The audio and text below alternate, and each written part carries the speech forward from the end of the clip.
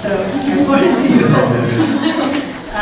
it's a pleasure to be here. I am Fernanda Millicay from the Ministry of Foreign Affairs of Argentina. First of all, thanks to the Yeosu Academy. It's a great opportunity, and I hope you really enjoy it and learn a lot. The reason why I'm here is that up to the end of last year, I was personally involved with this issue that sounds a little bit curious, BB&J. So we're not only going to do BB&J, we're going to do BB&J 1 and BB&J 2. The intention for these two lectures that I am honored to present to you is basically to divide the presentation as a topic that is huge and rather overwhelming for those who have read about it, for those who have been involved in negotiations. And we're going to divide it into two segments for you to have a grasp of the newest law receiving issue today. My intention today in this lecture is to give you an overview of how the process started at the United Nations, its origins, the kind of issues that were considered up to now. Many of them will continue to be considered. It's basically an evolution and an introduction to the topic today. The intention tomorrow is to go through the key issues for the negotiations that have just started in New York. Formally speaking, there's no negotiation about text, but there are negotiations taking place for convening a diplomatic conference in 2018. So tomorrow we're going to go through the biggest issues at stake, and today, as I said, the introduction. So there is conservation and sustainable use of marine biodiversity of areas beyond national jurisdiction. It sounds very complicated, but I have to tell you, it is. So it started some years ago. Just as an introduction, very briefly, you went through the maritime areas last week, I guess. Just to remember, I'm not very good at technology, I guess.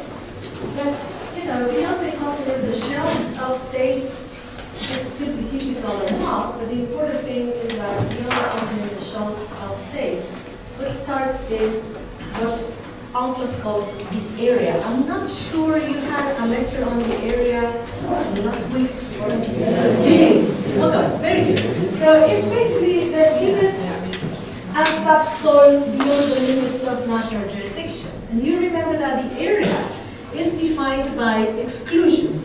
Let's say in negative terms. You don't go to the sea and define the area. The area is defined by, let's say, what remains after the state have established the limits of their continental shelves, because it is beyond the limits of national jurisdiction. So the limits of the area actually are defined by the limits of the continental shelves of states. So when the area starts, what we have is still some formations. UNCLOS was negotiated having in mind minerals. You remember the name of those minerals, and were very present in the 60s and the 70s. What was the name of those minerals? It was potato-shaped. Yes, they're polymetallic nodules. So in those days, 60s and 70s, the idea was that these big rocks, solid rocks that were scattered in the bottom of the oceans, basically could have the potential not only at the time of Cold War, but having the two biggest superpowers competing in the bottom of the sea, but also to alter the mineral market in the world. That is what gave rise to the negotiations, then became Part 11 of the convention, and ultimately the whole convening of the conference on the Baltic Sea. But with time, what came to our knowledge already in the late 70s is that there are other things, more than minerals, in the bottom of the seas. So there is this phenomenon of the black smokers, or polymetallic sulfides. There are several names, but black smokers will do. It will suffice for now. But what happens with this kind of formations is that this is the ocean floor, and you have grievances in the ocean floor that go down many kilometers up to the land. Through these grievances, the cold water from the ocean comes in, gets heated by the magma. But in this contact with the magma, it not only gets hot, it also gets enriched by minerals.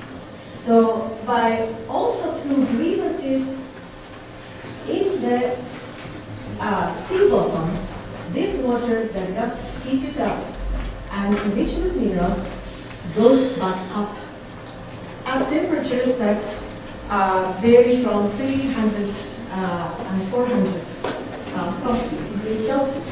So it goes up. When this hot water gets in touch with the cold water of the sea, what happens is that the minerals that this hot water is carrying start to precipitate. They get in touch with the cold water and start to precipitate. And they precipitate, and these are the minerals, forming these chimneys. These are deposits of what was the hot water before. And so through these chimneys, the water is all the time going out and precipitating with minerals. So what you have here is two things. And we're going to take a look at a video, and we're going to describe the video, because we're going to see mineral formations, and this is the mineral formation, and you're going to see life and life.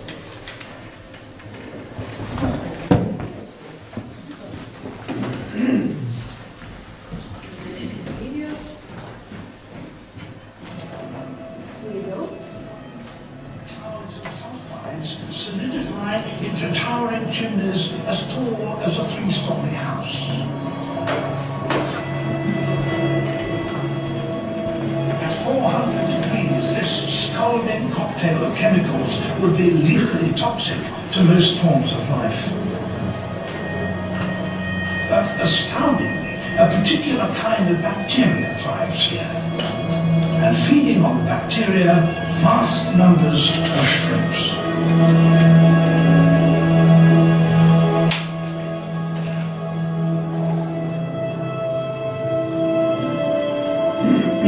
So, beyond the farthest reach of the sun's power, a rich, independent community exists that draws all its energy directly from the Earth's molten core.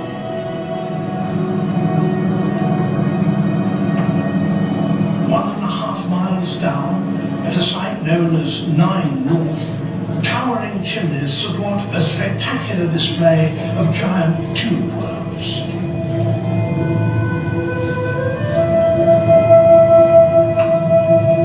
These vents give off so much energy that some of the worms reach 3 meters in length.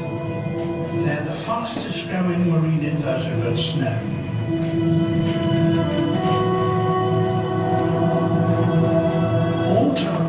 Over 50 different species have so far been found living here.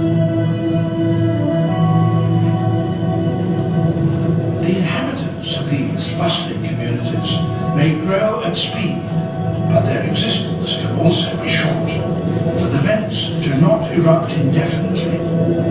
Suddenly, unpredictably, they may become inactive.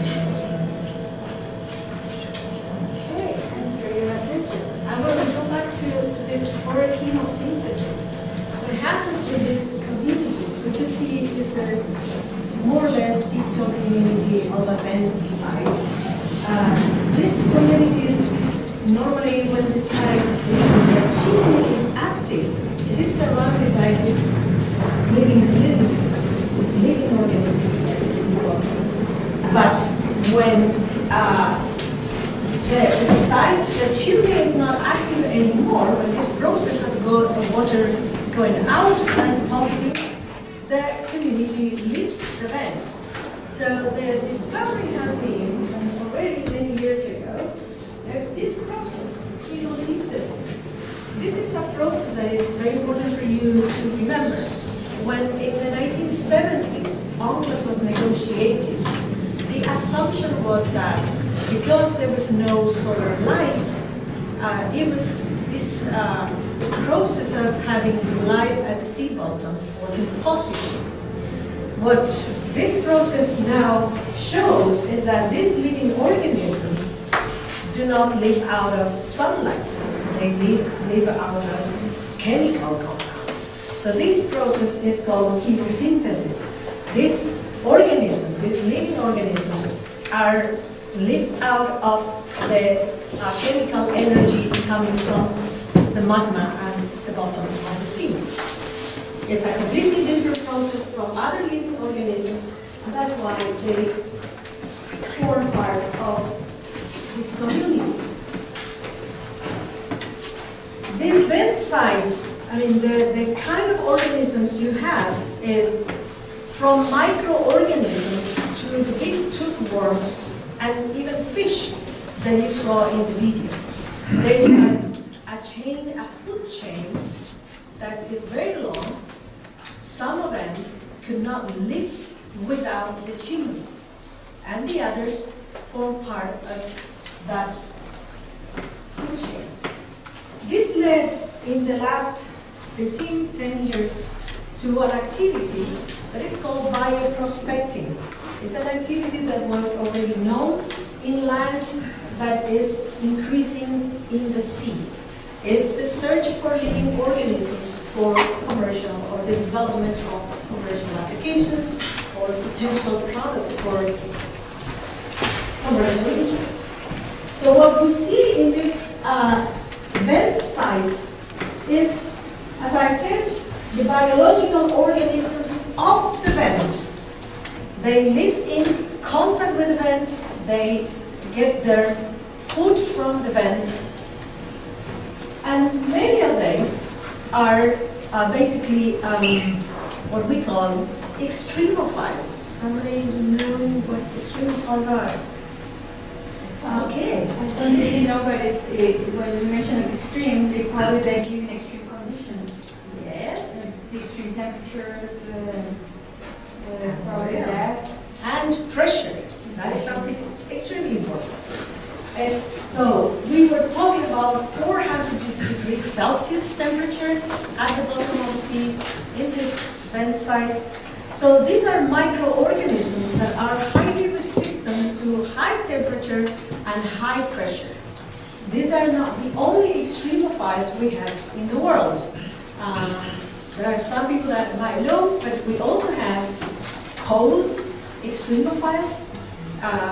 Basically in the poles, that is increasing research of them. These are the hot and high pressure extremophiles. We're going to talk about the uses of them. And then of course the microorganisms or the organisms that form part of that food chain, but that are actually organisms of the water column. Pay attention to the vent side and the water column. This is going to be one of the issues. We're dealing with two maritime areas that are different here. So, basically, what is the interest of the industry today?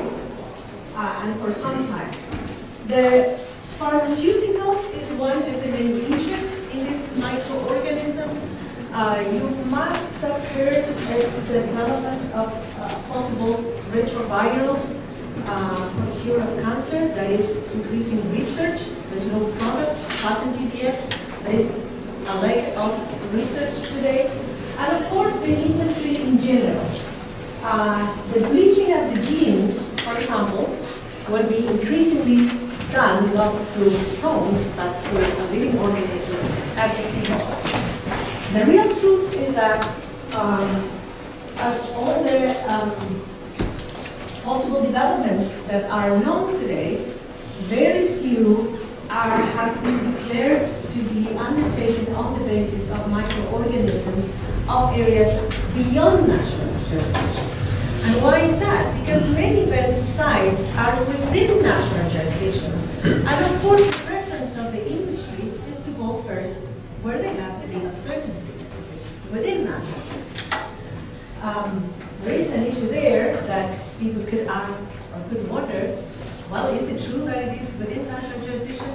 I would say it is, not because our system of declaration of origin, that is something that we're going to discuss tomorrow, is perfect. It is not. The whole system of declaration of origin of microorganisms for the purposes of exploitation is land-based. So there's no perfect system for declaring the origin of marine organisms. The presumption is that it is true that most of them, or most of the research, comes from within national jurisdiction because it is easier access and because of the legal certainty is less depth also. But there is some research beyond national jurisdiction also. The cleaning of oil pollution is something that Barbara must know. They do it, they're testing it in Antarctica. You know, that microorganisms basically eat the oil. So it could develop into a very sustainable way of cleaning the ocean from pollution. The relationship that has been asserted between the research institutions and the industry. So there is a high interest by the industry that was noticed already in the beginning of this issue at the United Nations. And it was very difficult to ascertain in the beginning because some countries argue that you cannot regulate too much because that is not incentive for the industry. The real truth, and this is a fact that we have to take into account for tomorrow when we deal with the biggest issue, is that the relationship in general is such that it's not the industry itself that goes to the seabed. The general kind of association is one in which a publicly funded research institution does the research, takes the samples. We're talking, if we talk about microorganisms of this kind of communities, in general it's only samples, and then they pass them on to the industry for their research. There is this kind of association between public and private funds for the possible development of products. Just to have in mind, we're going to go through this a little bit more tomorrow, but when this issue arose, the main concern was about exploitation of this resource. And we're talking about microorganisms, possible development of products, and there you have to think of the way of exploiting this kind of organism, which is through intellectual property, through patents. And this is a very interesting leg of thought that comes into law of the sea. It's not usual in law of the sea, but you know, it has been developed in other fora, but it is really new. So it is, I would say, pioneer considerations of the issue. What happened is that this is as early as 2002. The issue arose for the first time at the International Seabed Authority. So in those days, there were these countries, you know, that the regime of the Seabed Authority includes environmental assessments, environmental regulations, and the obligation of the contractor to report their findings on basically flora and fauna in the mining sites. So taking all that information into account, the question that arose at the Seabed Authority was the potential of bioprospecting in the same mining sites where there were prospectors. So that would be, and would have been an overlap of activities, one of which was not regulated by the Seabed Authority, as you know. So there was a first report of the Secretary General on the issue that he took the position that this potential for exploitation of these living organisms was basically one of the freedoms of the high seas. At that session, Several delegations, in particular from developing countries, reacted, indicating that the mere fact that it is not specifically regulated in UNCLOS did not mean that this kind of organisms of the sea bottom should be regulated by the law of a different maritime area. So that's how the issue somehow exploited at the sea authority. What was agreed, nevertheless, by everybody was that the civil authority was not the forum to discuss the legal nature of these organisms. So that the issue had to be taken up somewhere else, most probably at the United Nations.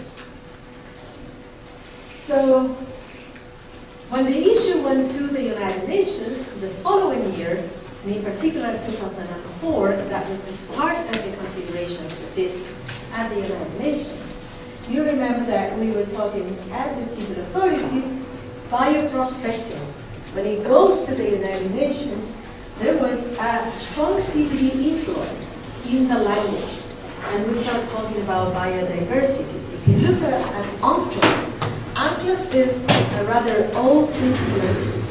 It encompasses all the basic rules in law of the sea, even when it doesn't have this modern language. But the real truth is that this language comes from CBD. CBD influenced the early negotiations, the early consideration a lot.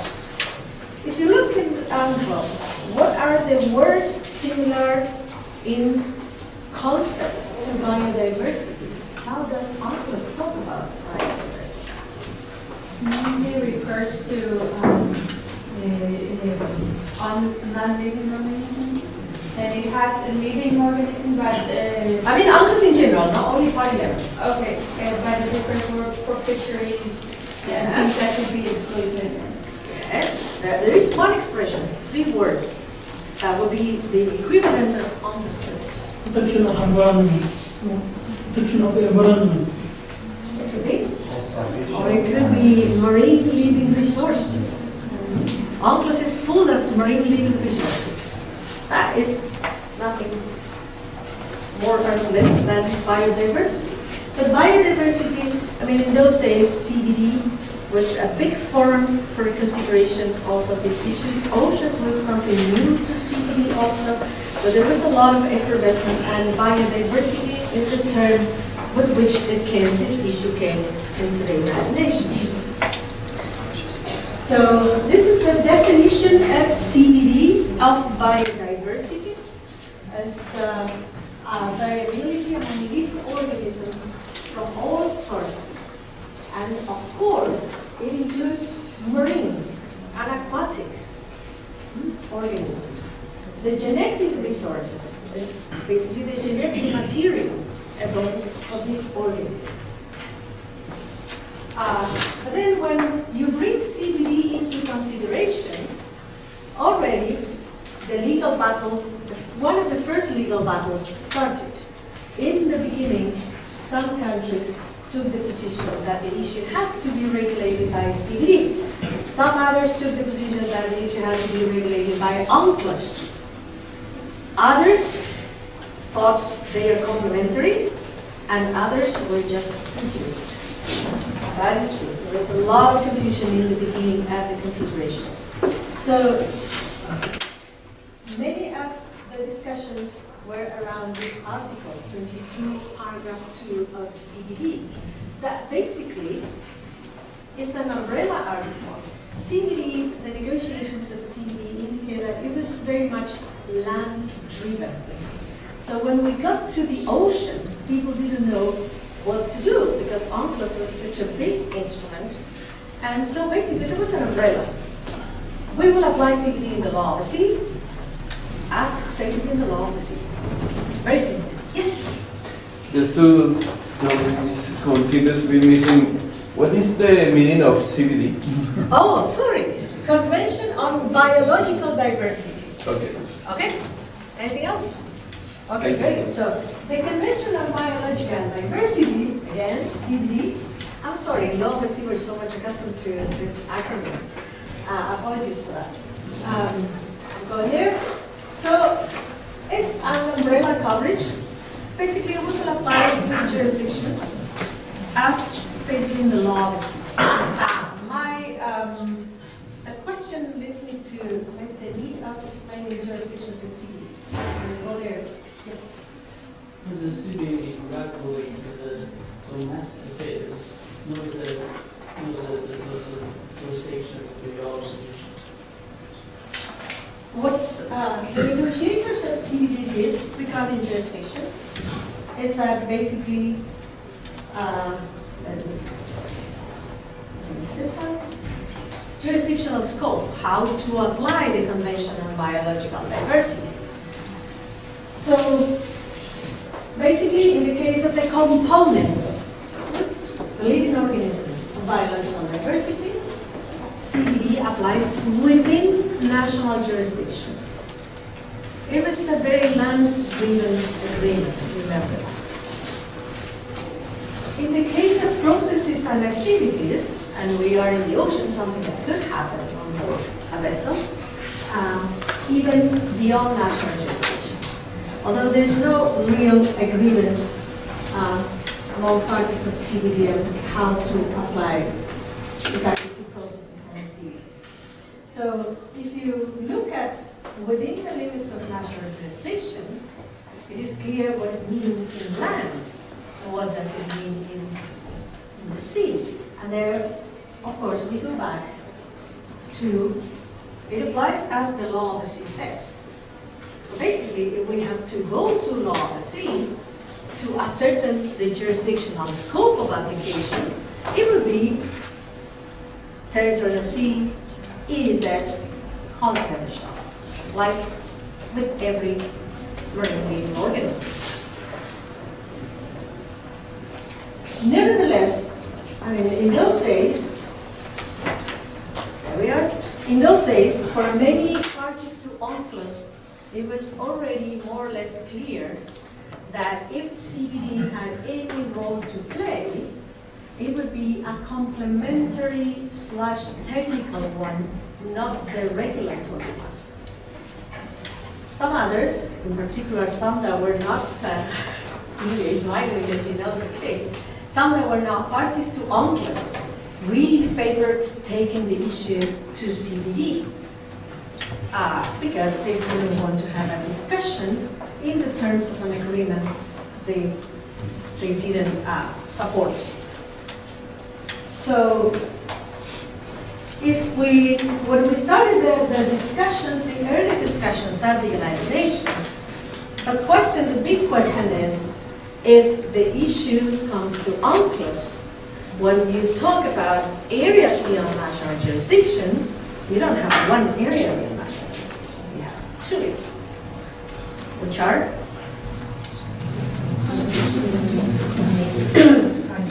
the high seas and the area. And those two maritime areas have very distinct legal regimes. So, once you are certain, okay, it's not CBD, and I remember in those days, 2004, I would say up to 2010, there was only one non-party saying it has to be CBD. Everybody else was more or less in agreement that the framework for the consideration of this emerging issue was on. But there you have two maritime areas. What to do with the two maritime areas? So basically you have the high seas. Okay, the high seas that are open to all states. You have their underlined, but in those days was considered to be the key issues in the high seas regime, which is the freedom of fishing. And why fishing? Because when you talk about biodiversity and not only microorganisms, everything else comes to play. Biodiversity is everything. So there comes fish, there come the whales, everything. So now we are in a much broader scope than how it originally emerged. So the freedom of fishing, and we're going to talk about this in more detail tomorrow, from 2 points of view. One was that if we talk about microorganisms of areas beyond national jurisdiction, in particular genetic resources, there are genetic resources from fish. The other one was, for many members of the United Nations, it's not possible to talk about conservation and sustainable use of marine biodiversity beyond national jurisdiction and not talk about captured fisheries. That was full for many states, imagine. Big fishing nations now regulating fisheries. But the real truth is that when we say marine biodiversity beyond national jurisdiction, marine biodiversity includes every living organism in the sea, beyond national jurisdiction. Of course, another important part of the regime of the high seas that was highlighted from the beginning is the freedom of scientific research in the high seas. Open to all states and free.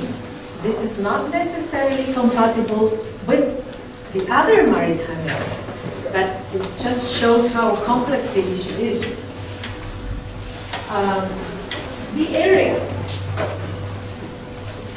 When you saw the area last week, you probably went through Resolution 2749 of 1970. That was the Declaration of Principles governing the area. That was adopted by the General Assembly. Why is this resolution important? Because the idea of Part 11 and of UNCLOS itself was to somehow reflect that resolution into the convention. We're going to see that we didn't succeed completely on this. What is important regarding the regime of the area, and this was really highlighted from the beginning, in particular by developing countries, the legal nature of this maritime area and of the resources of this maritime area. The area and its resources are the common heritage of mankind. You know what that means. Exclusively used for peaceful purposes, for the benefit of mankind as a whole. And we have a whole regime in Part 11. The question is the definition of resources of Part 11, noticed also from the beginning of the discussion. If you look at Resolution 2749 and if you look at the convention, the main difference is that Resolution 2749 does not have a definition of resources. It says the area and its resources. Then, what it has not closed is that resources are understood to be only minerals. And the whole regime in Part 11 and in Annex 3 of UNCLOS is a regime for the exploration and exploitation of minerals.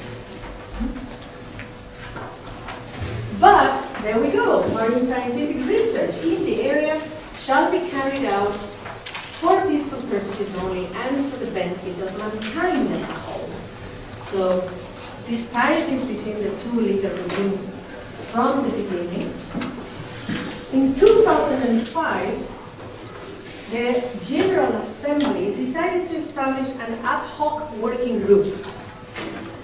When at the United Nations, some of you have some practice at the UN, most probably, but when at the United Nations, you have to contemplate different and sometimes conflicting positions of states, but you need a forum for discussion. You create a working group. So it's not a committee looks too formal. You establish a working group. If you call it ad hoc, it gives more certainty that it will not be permanent. But it is. So you just put some cotton around the ideas for people to feel confident. So this ad hoc working group on the conservation and sustainable use of marine biodiversity in areas beyond national jurisdiction started this session in 2005 already. It held several meetings with huge disagreement in all those meetings. What was the disagreement about? And the informal consultative process on oceans and the law, the sea also under the General Assembly dealt with the issue. The big disagreement had to do with the fact that, taking a look at the origin of the question at the United Nations, countries, in general groups of states, took very early a legal position. They started discussing the legal nature. And the legal nature was in terms of the microorganisms of the seabed and ocean floor. So when the issue arose at the Seabed Authority and then came to the United Nations with an already clear position by developing countries that this is not the high seas, naturally it happened that when you start sessions in the working group, countries take a legal position. Before considering pragmatical aspects, we need to define what is the legal framework. So in general, what happens is that the initial positions. What happens by 2005 and by the subsequent sessions of the ad hoc working group is that the European Union had already adopted a very strong position regarding the establishment of marine protected areas all over the world and networks of marine protected areas to comply with the mandate of the Johannesburg Plan of Implementation. So basically, I would say, if we need to summarize the concern of the European Union, it was conservation, marine protected areas all over the world. Very simple. The use, which is when developing countries presented the question of the microorganisms and patents and their exploitation, the EU did not have a strong position. Initially, they said they were willing to consider it, but it was not their driving force. The G77 and China, I don't know if you had mentioned the G77 in this lectures last week. The group of 77 is the group that at the United Nations unites all developing countries. It was born as 77, but now I think it's 134 countries. And China is associated to the G77, is not full member, but they are very much associated. Mexico is the other developing country that is not member of 77, but normally is in agreement with the G77. So this big group of states took an initial position that there was a need for specific rules for conservation.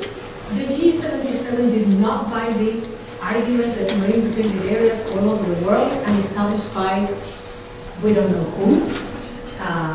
Actually, the European Union, their approach was not very clear or not very specific as to who would be the subject establishing the marine protected areas.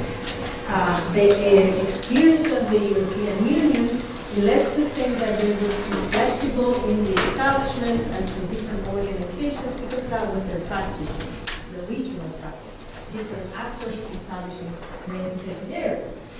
So as for the presentation of the issue of conservation by the European Union, developing countries used to say, okay, no, we're not paying anybody. It should be the Seabed Authority. The Seabed Authority has to have some involvement because we're talking about two maritime areas, and the Seabed Authority is regulating one of those areas and has some competence, if you look at Article 145 of the Convention regarding the protection and preservation of the marine environment. That competence is not broad, it relates to the exploitation of minerals, but it is there. So, regarding the use, of course, you can imagine, the G77 is a very easy position. At least in the seabed and ocean floor, all the organisms are in an area that is itself common heritage of mankind, so common heritage of mankind. It has to be exploited for the benefit of mankind as a whole. So those were like, if you look at them, they are not necessarily contradictory in terms. They had different drivers. They were not necessarily contradictory. What is going to be contradictory is the position of other big actors.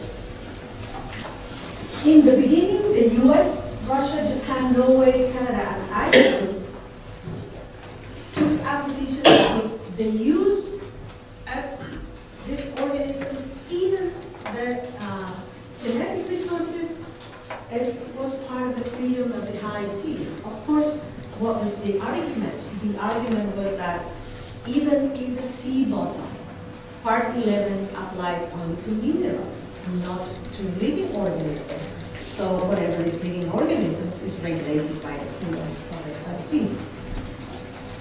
Naturally, the G77 would say this, okay, it is because they were not known when UNCLOS was negotiated. You cannot apply the legal regime of one maritime area to the organisms of another maritime area. So if you look at it, the discussion is very much legal. It is the legal regime that we were discussing for many years in the beginning. Regarding the conservation, this group of countries were very pragmatic. We don't need to negotiate anything. We need to use the tools we have, which is RFMOs and some other kinds of regional organizations, because in their argument, the question was not lack of rules, it was lack of political will. Let's apply what we have instead of negotiating or developing something new. So that was initial. Today, some positions have changed somehow, but that was how the issue initiated at the end. So, until 2010, there was no agreed outcome. So basically, delegations would go to the ad hoc working group, discuss, and then go home. No paper would arise from those meetings. 2010 was different, although it is not a great agreement. It was agreed that there was need for more marine scientific research, more research regarding these resources. It was evident that there were many categories of living organisms being considered. We had fish, we had other organisms, the genetic resources. What part of these microorganisms, for example, were part of the communities of event, and which part of it was water column organisms? So all that led to the need for, or the call for more research. Cooperation and coordination among states and organizations was something that was considered to be advisable. There was a need to consider the application of area-based management tools, including NPAs. From the beginning, states didn't want to limit their consideration to NPAs and keep it a little bit broader. One consideration, for example, was that there could be some development in area-based management tools that would not necessarily be marine protected areas or the kind of protected areas that the EU, for example, was thinking of. They have, these very small projects, and there was some concern of transposing the European experience to the open ocean. So delegations prefer to have like a broader language from the beginning. Marine genetic resources was a huge disagreement. So there was an agreed language, but it's a language that reflects an agreement to disagree. So if you look at the language, the General Assembly should call upon states. This was done. Normally, this is a regulation, so it should call upon states in the context of the mandate of the working group to make progress in the discussion. Look, on the relevant legal regime, so we're still stuck in the discussions about the legal regime, and implementation gaps in conservation and sustainable use, in particular, the United Nations Convention in accordance with international law, in particular, UNCLOS. This, in accordance with international law, every word you see in BB&J is a fight, reflects a fight. Why don't we say in accordance with UNCLOS? Because of the non-parties. In particular, one non-party that didn't want to mention UNCLOS. The non-party that still adheres to the idea that it should be CBD, still today. So it is in accordance with international law. In particular, UNCLOS. So that is what the parties to UNCLOS got, in particular UNCLOS. And then, taking into account the views of states on parts 7 and 11, this is the agreement to disagree. It's going to be UNCLOS, or in particular UNCLOS, but we have a huge disagreement as to which part of UNCLOS applies. That was already 2010. 2011, the package. That is when you read in articles about the package, there is a long negotiation behind this expression. 2011 was the year when the European Union really wanted to have an outcome. It was also the year that Argentina was the chair of the G77. And so very early on that year, the European Union started an approach to the G77. In what I told you is something very from insider's view. The European Union approached the G77 with this proposal.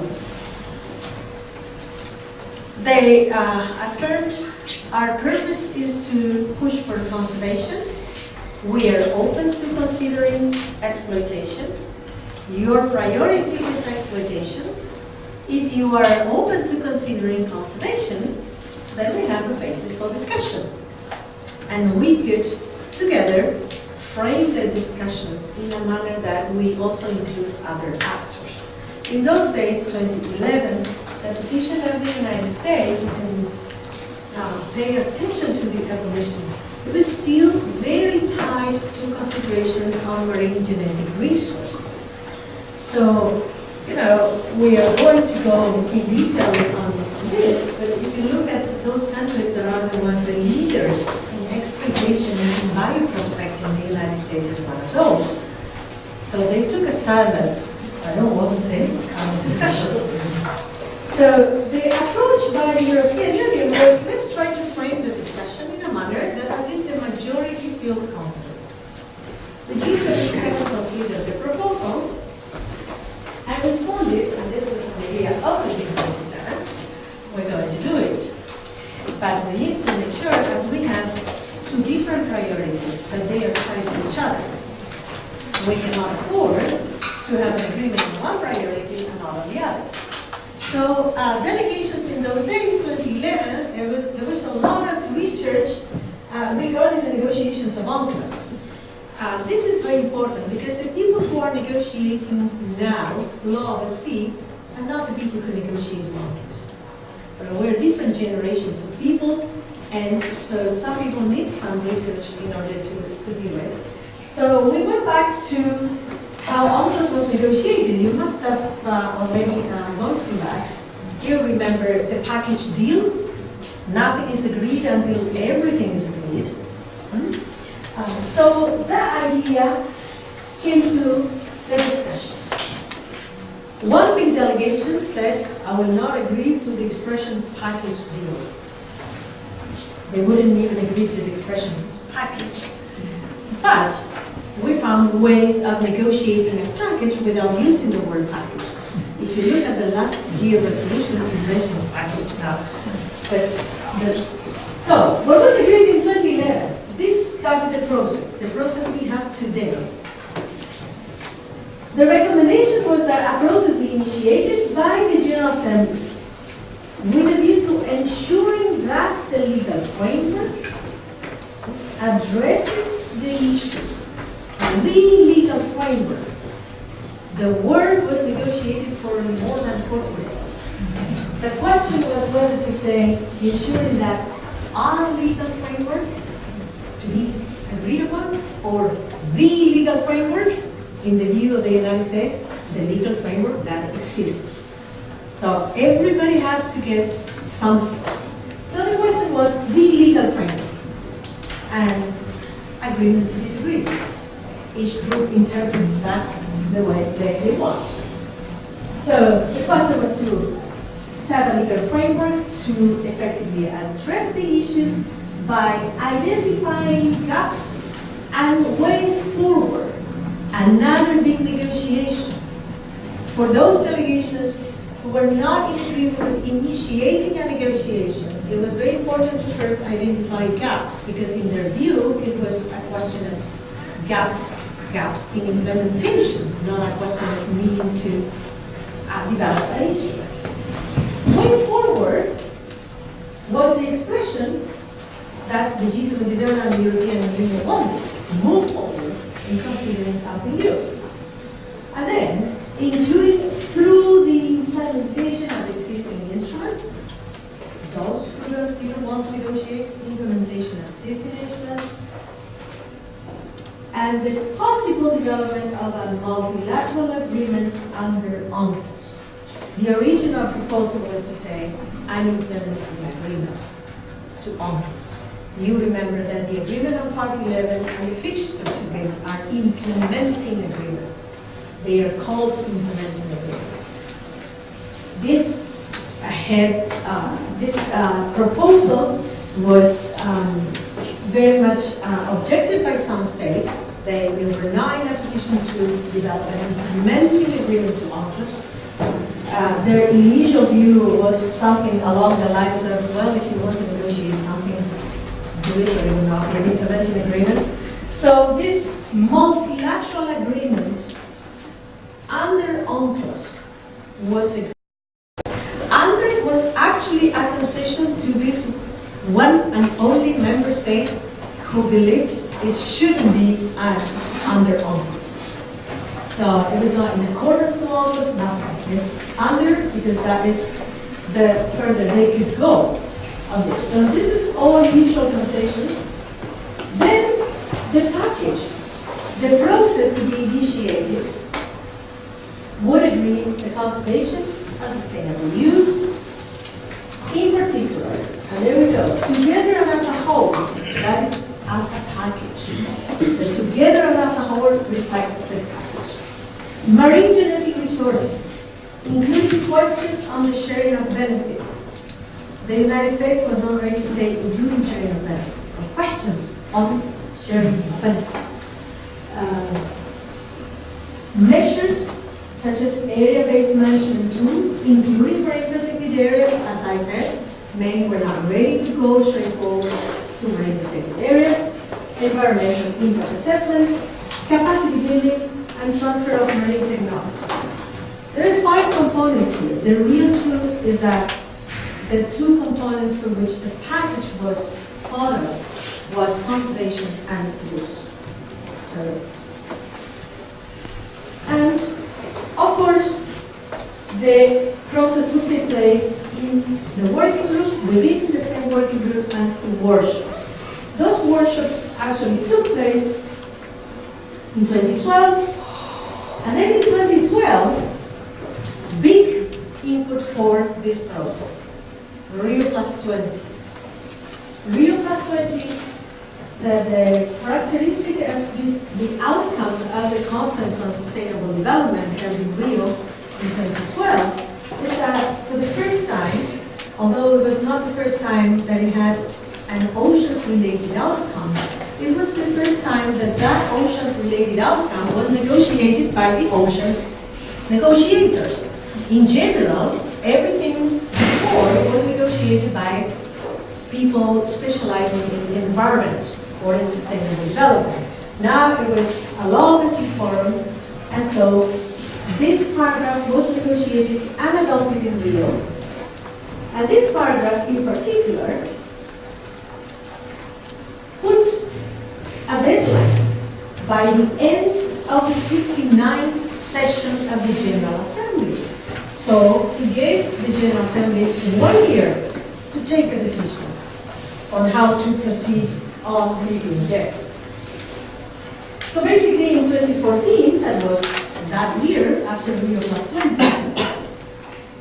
the working group had to make recommendations to the General Assembly on scope, parameters, and feasibility of an international instrument and the declaration. Why scope, parameters, and feasibility?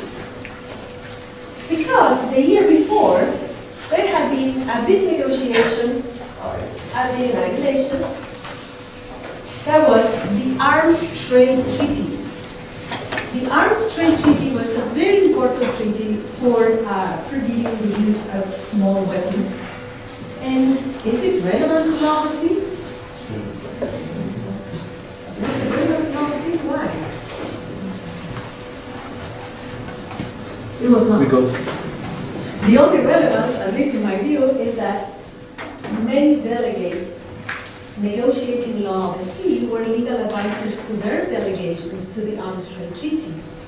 And so they brought this experience that the Arms Trade Treaty had started with a study on the scope, parameters, and feasibility of an arms trade treaty. So they thought, if we cannot start a negotiation right away, at least we can study scope, to what it would apply, parameters, how to negotiate, how to implement it, and feasibility, if it is really attainable to have an instrument under UNCLOS. That was the thinking.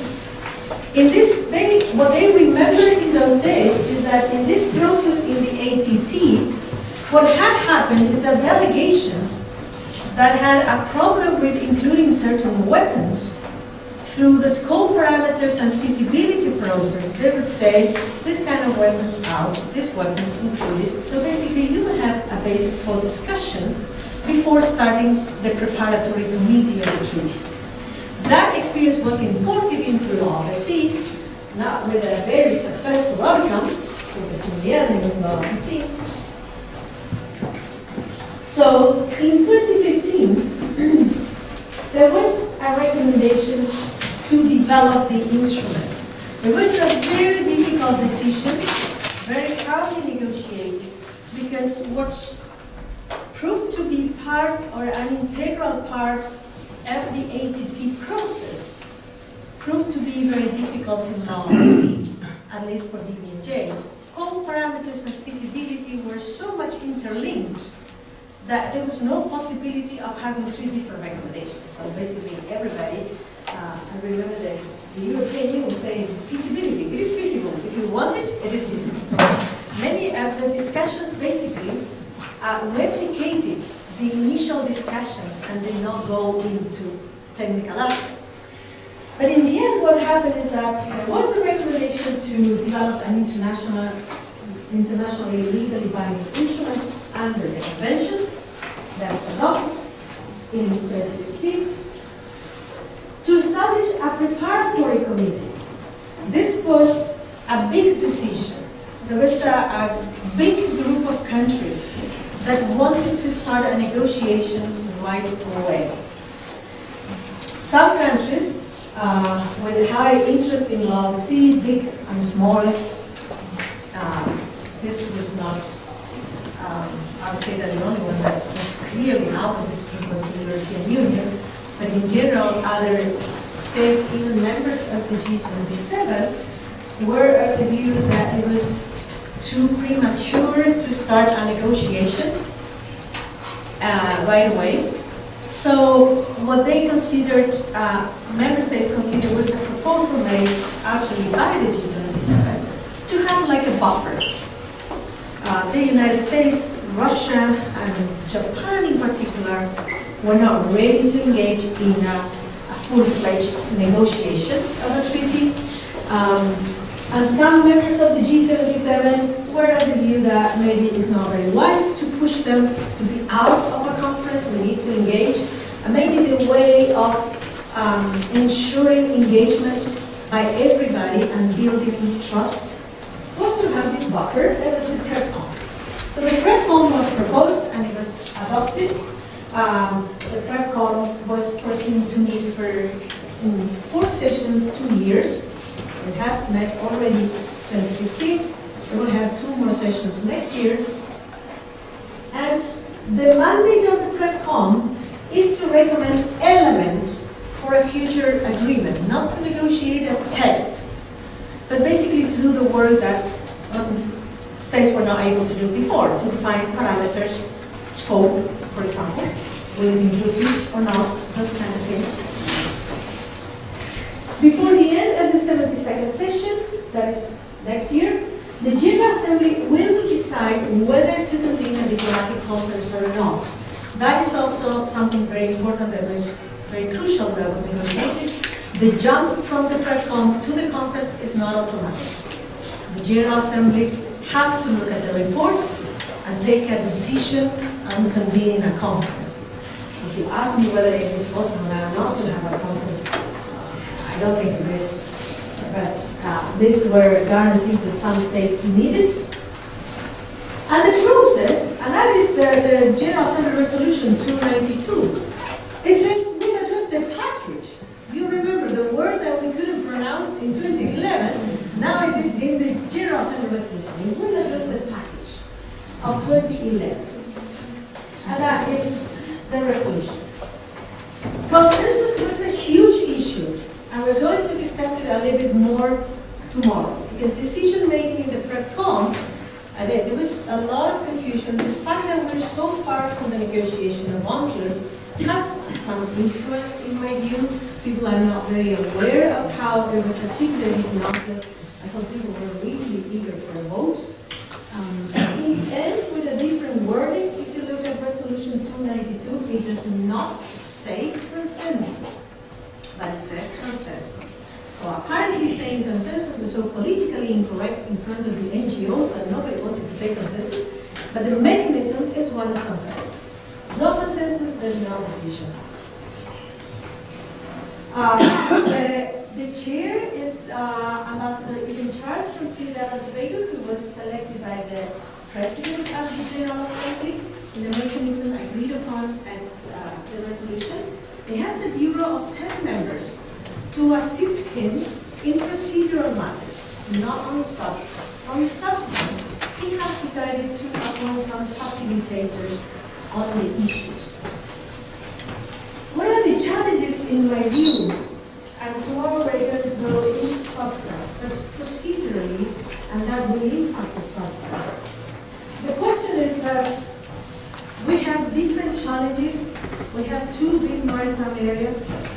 We have already a regime for rights, duties of states in UNCLOS, and we are going to negotiate an instrument that necessarily will somehow amend UNCLOS. It is necessary to implement the principles already contained in UNCLOS, and at the same time to preserve the balance of rights, interests, and obligations contained in UNCLOS. That is crucial if we're going to succeed.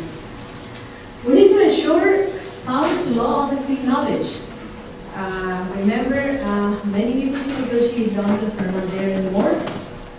The successors and the governments need to make sure that people negotiating these instruments are not only good-willed, they don't only want to say emotions, but they have sound knowledge. If we don't want to make a mess with UNCLOS, we really need good law to see people in those negotiations. We need to ensure something that at a certain moment I had doubts we would succeed in doing, which is engagement by all states, even if we don't like their positions. That was the beauty of UNCLOS. UNCLOS is still the constitution of the oceans because it ensured that everybody was on board. And you do that through consensus and through mechanisms that ensure their participation, even if a majority do not like to hear their voices. So this idea that let's go for a vote and so on, not necessarily the mechanism for UNCLOS. And if you look at it, as I said, in 2011, the United States did a multi-national package, and now it is in the resolution. So sometimes what you need is a mechanism for ensuring engagement. You will not get everything you want, but it is necessary to preserve UNCLOS. The consensus and the package deal. When the resolution mentions package, it is more or less understood by everybody that if there is a diplomatic conference, package deal is the principle or the parameter of agreeing everything as a package is going to be part of it.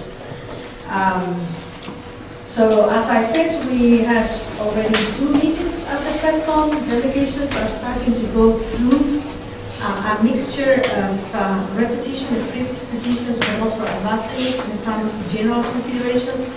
In my view, this year is going to be crucial for the issues we're going to talk about tomorrow, that will or not, depending on what states want to be part of my agreement. And I thank you for your attention. I don't know if you have time for questions or comments. You do have time, yes. Thank you very much, because one of the guys there was saying,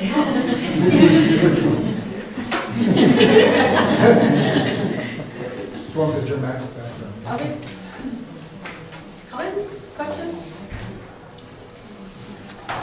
Nothing. In the beginning, you mentioned something about that when the how do you call it? Roll the back. The chimneys. Yes. They have like specific life, right? Yep. But when that chimney disappears or stops being active, what happens to that They die. biodiversity? They die. Yeah. So I mean, they move. they move. Yeah, they can move. Yeah. Because they're endemic specifically. Yes, they have a very high degree of endemism. Yes, absolutely.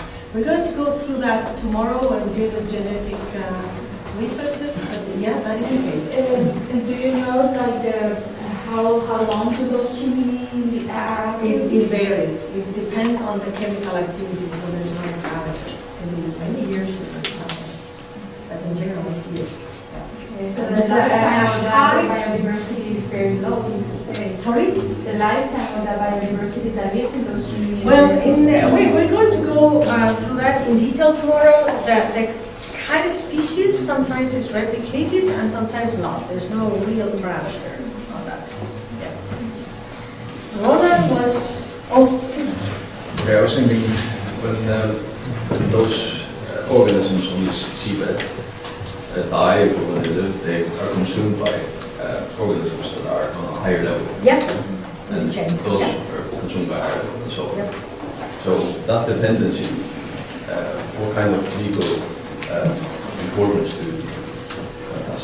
Well, it is, we held in one of the workshops, and actually these processes are sometimes so incredible that the workshops were used as a tool for delaying discussion. And actually the workshops ended up being very useful for going into technical discussions. There was a proposal, I remember, it was the European Union in general. They had like somehow a pragmatic approach. It's the same community. We're not going to start cutting on the community. I mean, it's the same chain. We need to preserve, ecosystem approach, which is true. At the same time, in those discussions, it was already evident that if it is through UNCLOS, UNCLOS is ecosystemic, if you can call it that way, within the maritime area. It imposes obligations to states, but nevertheless, there is a distinction between legal regimes.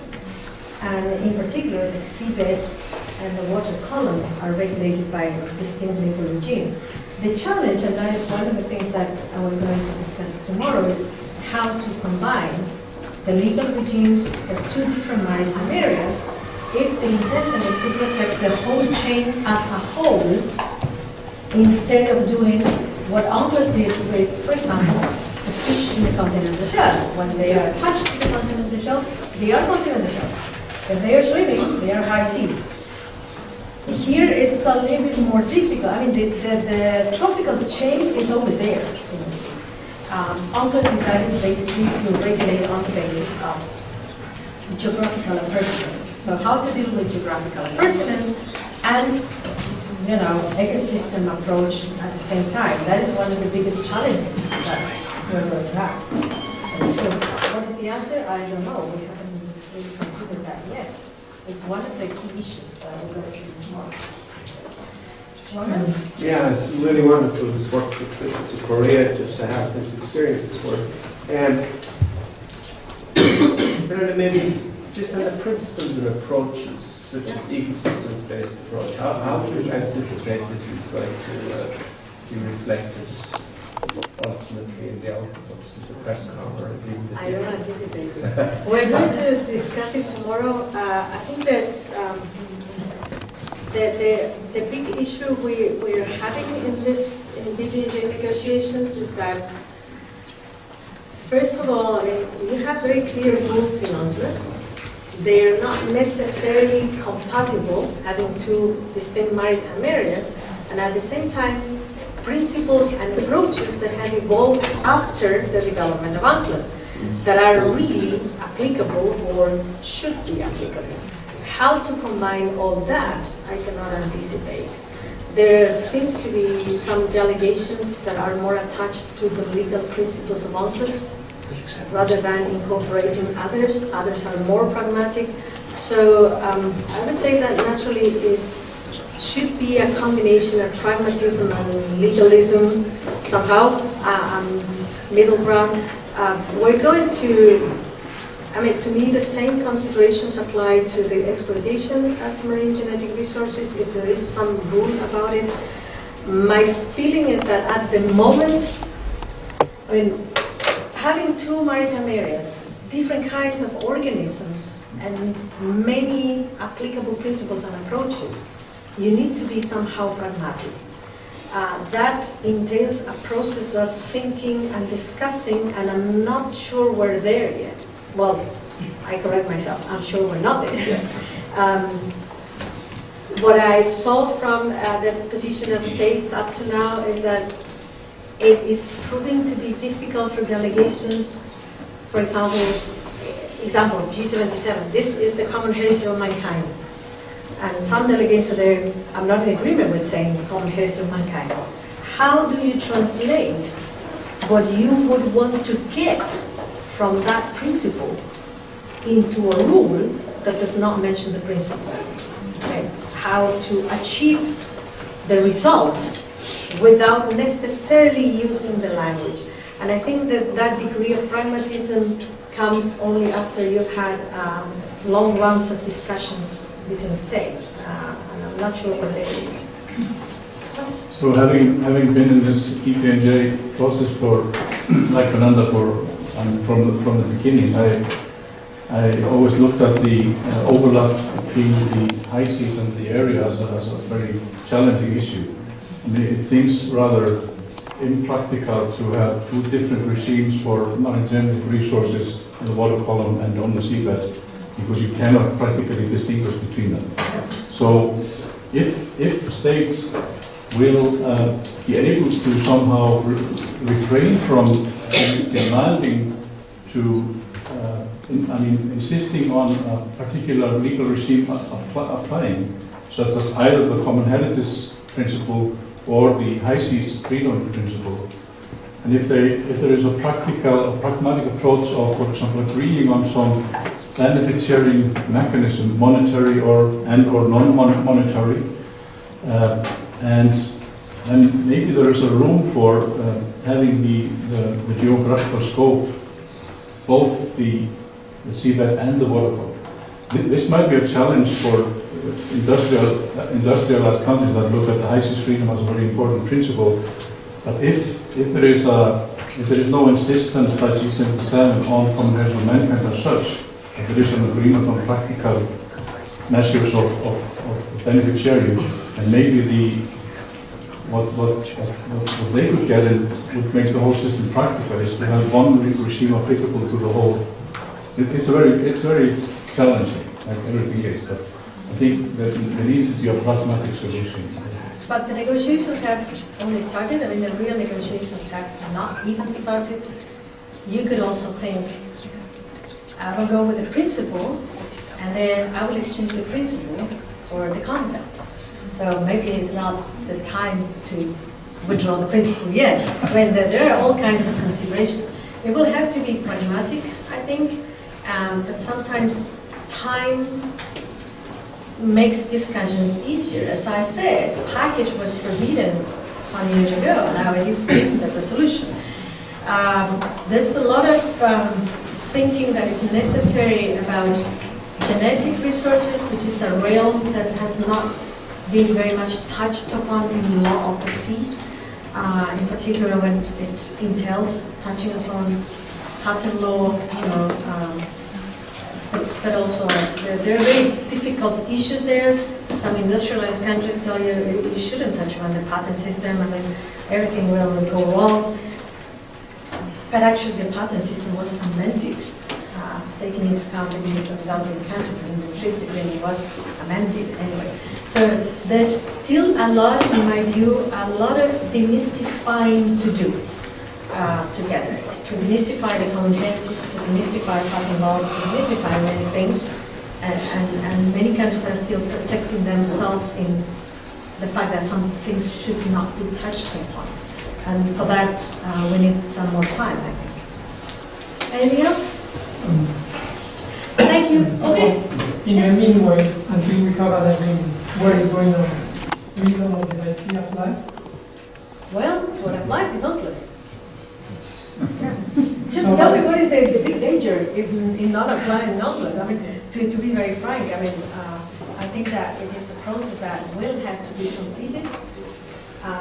Personally speaking, I don't think anything is in great danger happening if we don't agree.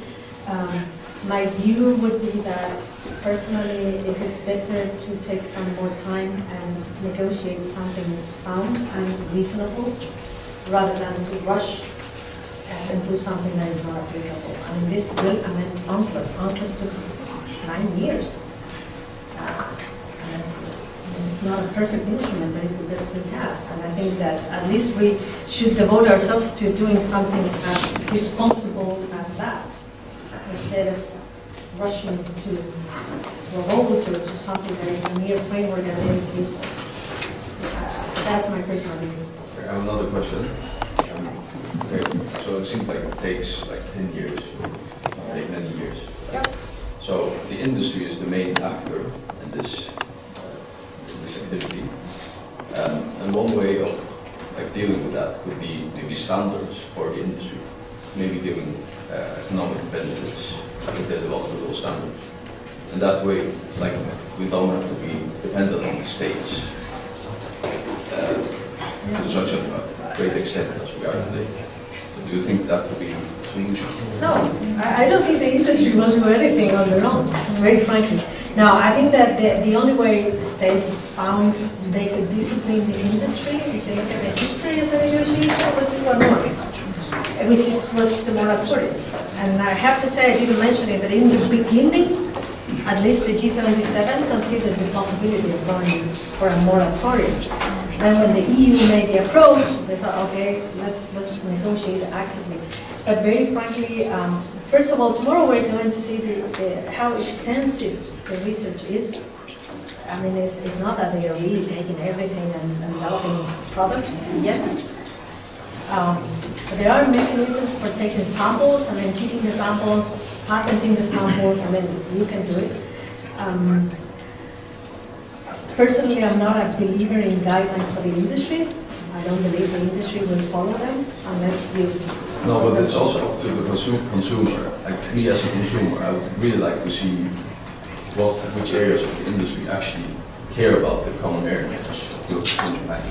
Yeah, but for that, you will need to make a declaration that this is the common heritage. So I think that some degree of... Yeah, the thing is that it's not agreed upon by everybody. I mean, there are big countries that say it's not common heritage, it's not foreseen as common heritage. So first you need to come to an agreement. Look at what happened with the common heritage we have today. It was an agreement, this should be common heritage, okay? Okay, then there are people doing something. It's not wise to have them undertaking activities without a regulation, then moratorium. But there is a basic agreement underpinning that. That is very basic. I mean, you need something to be agreed upon, and we're not there. I mean, there's no agreement that this should be common heritage. I think the G77 could have presented a resolution at the General Assembly and adopted it by vote. But from the beginning, it was foreseen that it's not good to use a vote to impose things upon others and to better engage. I don't know what could happen in the future. If this is proves to go nowhere, maybe they will bring a resolution and vote it at the general session. We never know. Thank you.